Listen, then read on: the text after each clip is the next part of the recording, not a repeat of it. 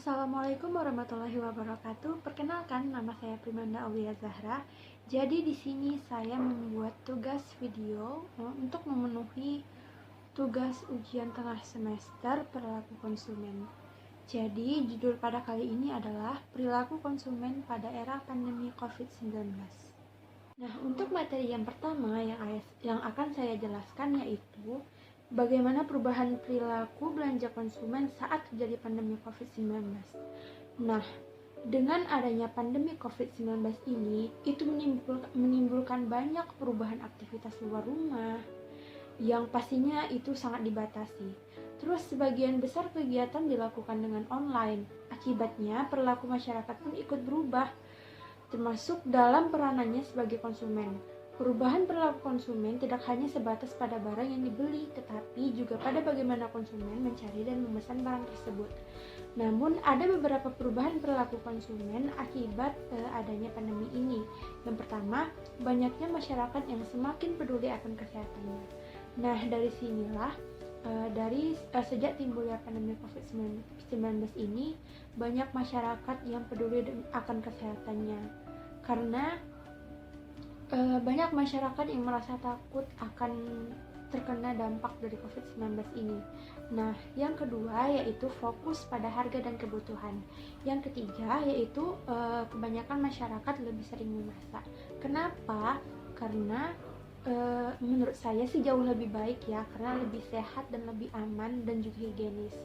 Karena menurut saya kalau kita makan di luar, kita beli di luar, apalagi kondisi lagi pandemi sekarang, menurut saya itu kurang baik aja gitu. Nah, terus yang keempat, semua kegiatan itu serba online. Seperti misalkan saya yang sedang kuliah online, sekolah online dan tidak tatap muka sama sekali, bekerja pun online juga, dan seorang pembisnis juga membuka usahanya dengan online. Nah, untuk yang kelima yaitu layanan bebas kontak. Nah, ini maksudnya itu biar tidak terjadi interaksi langsung, tidak terjadi tatap muka langsung, itu dihindari agar tidak terkena dampaknya itu sendiri. Terus yang keenam, pembayaran cashless. Biasanya orang-orang kan membayar sesuatu tuh dengan uang.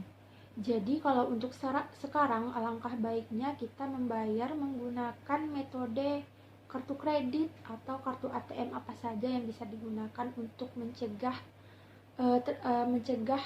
dampak pandemi COVID-19 tadi.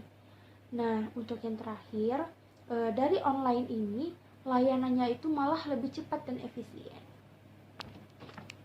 Nah, untuk yang selanjutnya, poin kedua yaitu apakah Indonesia mengalami panic buying? Menurut saya pasti banyak masyarakat yang mengalami hal ini, apalagi dengan semenjak adanya pandemi COVID-19 yang terjadi saat ini. Tak hanya di Indonesia saja, warga luar negeri pun mengalami panic buying ini. Salah satunya banyak orang yang memborong barang-barang dengan kebutuhan yang diperlukan. Nah, apa sih panic buying itu? Jadi, panic buying itu biasanya diakibatkan dari seorang masyarakat yang mengalami kecemasan terhadap wabah corona ini. Apalagi dengan banyaknya berita yang beredar tidak jelas, terus informasi yang tidak utuh. Nah, inilah yang akhirnya membuat kecemasan semua orang itu muncul. Nah, untuk mengatasi permasalahan ini, masyarakat diminta untuk bertindak dan mengambil informasi berdasarkan berita yang jelas dan valid agar tidak menimbulkan berita yang hoaks nantinya. Nah, alangkah baiknya juga sebaiknya media di luar sana itu menginformasikan berita yang benar-benar valid dan benar-benar terbukti kejelasannya, agar nantinya tidak menimbulkan kepanikan kepada masyarakat. Terus bisa juga kalau pemerintah melakukan sesuatu memberikan langkah sesuatu kepada masyarakat, misalkan seperti membagikan masker kah, atau memberi hand sanitizer atau alat-alat kebutuhan yang sangat diperlukan untuk masyarakat itu sendiri. Hal ini dilakukan supaya masyarakat itu tidak khawatir untuk membeli masker di pasaran ataupun di toko-toko obat lainnya. Itu juga dihindarkan agar tidak dimanfaatkan oleh para pemburu rente yang menjual dengan harga yang murah. Itu kan pastinya banyak banget orang yang kayak gitu kayak misalkan dia udah memborong banyak barang gitu, dia udah nyetok gitu sejak adanya pandemi ini kan. Nah, itu sebenarnya perilaku yang sangat tidak baik dan tidak dicontoh, jadi sebaiknya jangan ya. Nah, kemudian untuk materi yang terakhir, yang ketiga, itu bagaimana sih teknologi yang berkembang itu bisa mempengaruhi perilaku belanja konsumen. Nah, pastinya semua masyarakat di dunia maupun di Indonesia, internet dan smartphone sudah sangat terbukti berhasil menjadi stimulan dalam perubahan perilaku konsumen online era digital. Bagaimana tidak, ketika konsumen masih belum mengenal internet dan smartphone sebelumnya dilakukan itu serba manual. Bukan berarti manual itu terlihat jelek ya, hanya saja saat itu produktivitas tidak bisa maksimal. Alasannya multitasking yang sulit digunakan, misalnya ketika berbelanja.